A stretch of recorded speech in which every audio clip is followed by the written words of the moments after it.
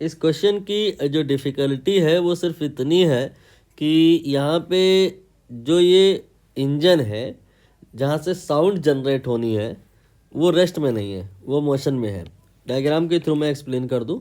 ये एक vertical Cliff है और उससे 0.7 किलोमीटर, आप कह सकते हो 700 मीटर की दूरी पे एक पॉइंट है, सपोज ए। यहाँ पे एक इंजन है और ये इंजन रेस्ट में नहीं है। जो अगर रेस्ट में होता तो क्या होता, यहाँ इससे जो साउंड निकलता वो इस दीवार की तरफ जाता, 700 मीटर के बराबर की दूरी कवर करता और रिटर्न आता और इतनी ही डिस्टेंस और कवर करता। टोटल 1400 मीटर की बराबर की दूरी ये साउंड कवर करता। 330 मीटर पर सेकंड की स्पीड से कवर करता।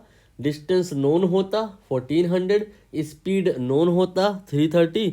कितने टाइम के बाद ये साउंड रिफ्लेक्ट होके आएगा, इको कितनी देर बाद सुनाई देगा, ये पता पड़ जाता। बट यहाँ पे दिक्कत आ रही है कि ये जो आपका इंजन है जो पॉइंट ए पे है वो रुका हुआ नहीं है, वो मोशन में है। तो उससे क्या होगा, उससे ये होगा कि जब साउंड जा रहा होगा और टकरा के जब वापस आ रहा होगा तो पूरा वापस आ ही नहीं पाएगा और इस इंजन को साउंड पहले ही सुनाई दे जाएगा, क्योंकि उतनी देर में ये जो इंजन है ये भी कुछ डिस्टेंस अप्रोच कर जाएगा वर्टिकल क्लिफ की तरफ। कितना कर जाएगा, इसके लिए हमें स्पीड गिवन है इंजन का 20 मीटर पर second, actually 72 kilometre per hour है। 5/18 से गुणा कर लो तो ये आ गया 20 मीटर पर सेकेंड।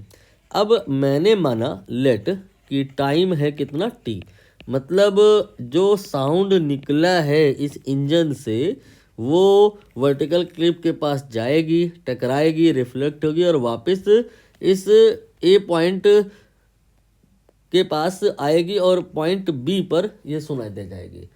तो टी टाइम के बाद जो साउंड यहाँ से चली है वो वापस बी पॉइंट तक आ जाएगी। तो उतने टाइम में ये जो इंजन है कि वो कितना आगे चला जाएगा, डिस्टेंस कितना होगा, will be speed into time. Speed here is 20, time is T. तो आप अब ये बताओ कितना डिस्टेंस कवर किया है साउंड ने। साउंड ने 700 आना 700 जाना ये नहीं किया है। ये तो तब होता ना जो अगर इंजन रुका होता। इंजन रुका हुआ नहीं है, 20 टी के बराबर का डिस्टेंस इंजन ने भी कवर किया है। तो इतना डिस्टेंस साउंड को वापसी में कम कवर करना पड़ा है। तो जो डिस्टेंस कवर किया है साउंड ने वो 1400 में से 20 टी माइनस कर देने के बाद आएगा। और स्पीड साउंड का ये तो हमको पता ही है, ये है 330। एंड टाइम ये हमने लेट किया था बिगिनिंग में टी। तो डिस्टेंस यानी कि 1400 minus 20 T will be equal to speed 330 multiplied by T. Now rest is calculation. 1400 बराबर इसको आप इधर ले आओ तो 330 और 20 मिला करके 350 हो जाएगा। तो यहाँ पर आ जाएगा टी का वैल्यू 140/35। 35 दूना 70 और 70 दूना 40।